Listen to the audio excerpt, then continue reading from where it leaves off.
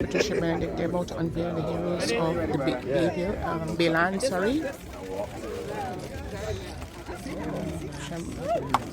Humphries, Mr. Christgau. This is the heroes of the Bayland. This is the designer here. I'll speak to him afterwards.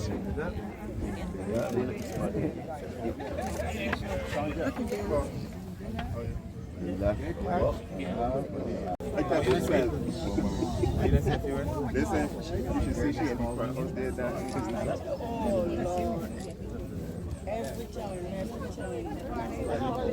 It ain't that big crowd out Here. I want to welcome all of you here this morning. I want you to know that your journey here is well respected by us, since we talk about respecting each other during our lifetime. All of us, I believe, understand the significance of this important symbolic occasion and the importance of this specific type of symbol. It will generate lots of conversation. Some will discuss whether it was necessary or not, but they also give us an opportunity to engage in discussion with you to help enlighten you on what the significance of these symbols are. I really want to thank all of you for coming out. I want to thank the minister. I want to thank the representative of the area, Minister again, Deputy DPS,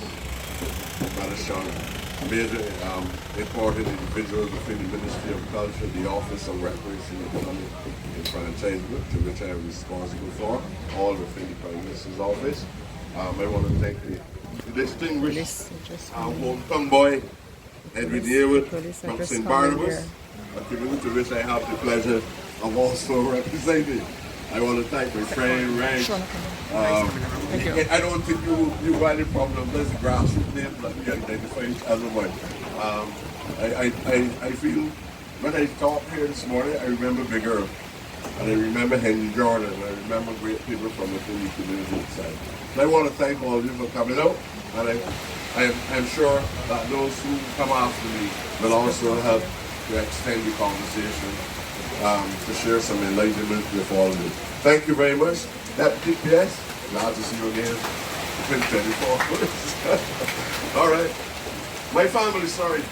Let me hear you this. Now that lady came to be able to live in bars. But we are all for scattered stuff, you know? So I go to St. Lucie and I see somebody that this is a question. And when I see any working class one, I say this is a question as well.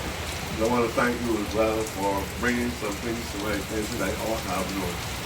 Thank you very much. Thank you for those words, Special Envoy Prescott. We must continue to preserve the legacy of our own. Prior to the abolition of slavery, many of the enslaved would have gone on, forgotten, buried in the hands of Father Time.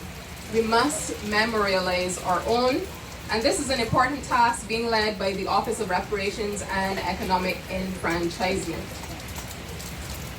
We're now going to invite Minister within the Prime Minister's Office with responsibility for culture, Senator Dr. Chantal Monroe.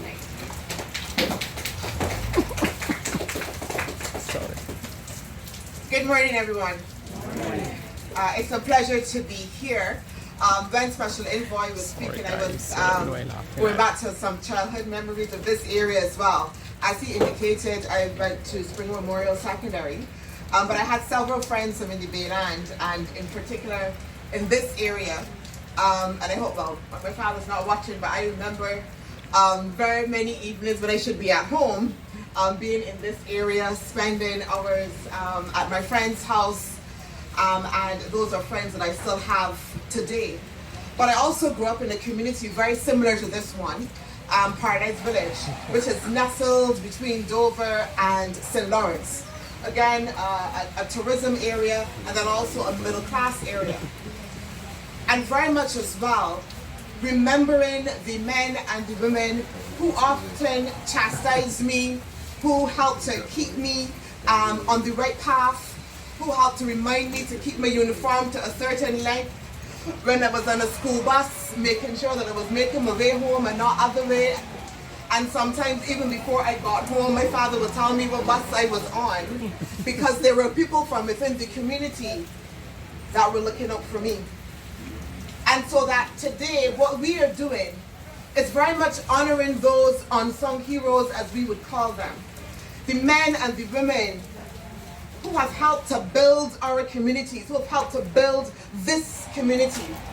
It is a recognition that it is not only about what we would call the big ups, who get recognized for their contribution, but that we can also as well honor your grandparents, your uncles, aunts, people that you know, people who helped to chastise you and help to make sure that you were on the correct path. This monument and the others that we have done are essentially about doing that. It is essentially about reminding us that indeed these fields and hills beyond recall that we speak about in our national anthem are true. It is about reminding us that this Barbados belongs to each and every one of us, man, woman, and child. It is about reminding us that it is in communities like this that we find the best examples of the Barbadian values and traditions that our Prime Minister reminded us about in her address to the nation. It is about reminding us that we ourselves are stewards of our communities, our villages, and our nation. And that we have the responsibility and we have all of the tools that we need to take back the Barbados that we want to take back our communities and to take back our young people.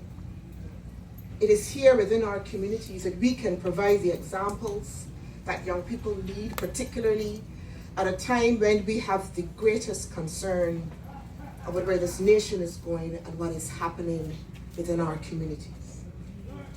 And so I want to urge all of you, as we remember those community stalwarts, that it not just be something that we reflect on, but that we ensure that it again becomes part of our lived reality.